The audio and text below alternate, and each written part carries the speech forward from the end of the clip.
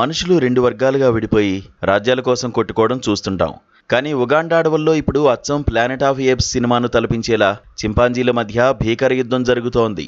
రెండు వర్గాలుగా విడిపోయిన ఈ వానర సైన్యాలు ఒకరినొకరు చంపుకుంటూ గత 11 ఏళ్లుగా రక్తం చిందిస్తున్నాయి.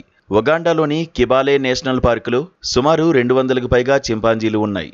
1995 నుంచి 2015 వరకు ఈ చింపాంజీలన్నీ ఒకే కుటుంబంలా కలిసిమెలిసి ఉండేవి. కానీ 2015 జూన్ 24న అక్కడ జరిగిన ఓ సంఘటన పరిస్థితులను మొత్తం మార్చేసింది. చింపాంజీలన్నీ ఒక్కసారిగా 2 గ్రూపులుగా విడిపోయాయి. ఒక గ్రూపునకు చెందిన చింపాంజీలు మరో గ్రూప్ చింపాంజీల దగ్గరికి వచ్చాయి. ఆ తర్వాత 2 వర్గాలు సమావేశం నిర్వహించాయి. ఒక వర్గానికి సెంట్రల్ గ్రూప్ అని, మరో వర్గానికి వెస్టర్న్ గ్రూప్ అని పరిశోధకులు పేర్లు పెట్టారు. ఆ రోజు సెంట్రల్ గ్రూప్కు చెందిన ఆల్ఫా మేల్ చింపాంజీ వెస్టర్న్ గ్రూప్పై గట్టిగా అరుస్తూ హెచ్చరికలు జారీ చేసింది. దానికి వెస్టర్న్ గ్రూప్ చింపాంజీలు మౌనంగా ఉన్నాయి. తర్వాత పారిపోయాయి. సెంట్రల్ గ్రూప్ చింపాంజీలు వాటి వెంటపడి దాడి చేశాయి. అప్పటినుంచే ఈ అంతర్యుద్ధానికి నాంది పడింది.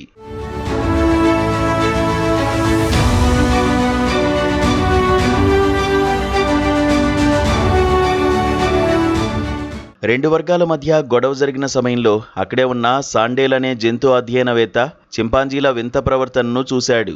అప్పటినుంచి ఆ చింపాంజీలను గమనించడం మొదలుపెట్టాడు. 2017 నాటికి ఈ 2 వర్గాలు అడవిని పంచుకున్నాయి. తమ అడ్డాలోకి అవతలి వర్గం రాకుండా సరిహద్దుల వద్ద గస్తీ కాయడం మొదలుపెట్టాయి.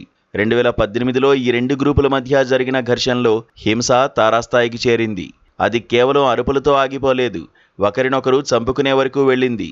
2018 నుంచి 2024 మధ్య కాలంలో వెస్టర్న్ గ్రూప్ చింపాంజీలు సెంట్రల్ గ్రూపుకు చెందిన 7 పెద్ద చింపాంజీలను, 17 పిల్ల చింపాంజీలను అతి కిరాతకంగా చంపేశాయి. మరో 15 చింపాంజీల ఆచూకీ కూడా లేకుండా పోయింది. ఇవి కూడా వెస్టర్న్ గ్రూప్ చేతిలో చనిపోయి ఉంటాయని భావిస్తున్నారు. చింపాంజీల వింత ప్రవర్తనను జంతు అధ్యయనవేత్త సాండేల్ తన నివేదికను ప్రముఖ సైన్స్ జర్నల్లో ప్రచురించారు. చింపాంజీల సంఖ్య 200 దాటడం వల్ల ఆహారం కోసం పోటీ పెరిగి ఈ గొడవలు మొదలై ఉండొచ్చు. 2014 ప్రాంతంలో ఈ గుంపులోని కొన్ని వృద్ధ చింపాంజీలు చనిపోయాయి. అందరినీ ఏకం చేసే పెద్దలు లేకపోవడం వల్లే ఈ సమూహం 2 ముక్కలైందని సాండేల్ అభిప్రాయపడ్డారు. మనుషుల్లాగే ఈ చింపాంజీలు పక్కా వ్యూహంతో దాడులు చేయడం, శత్రువుల కదలికలను గమనించడం పరిశోధకులను ఆశ్చర్యపరుస్తోంది.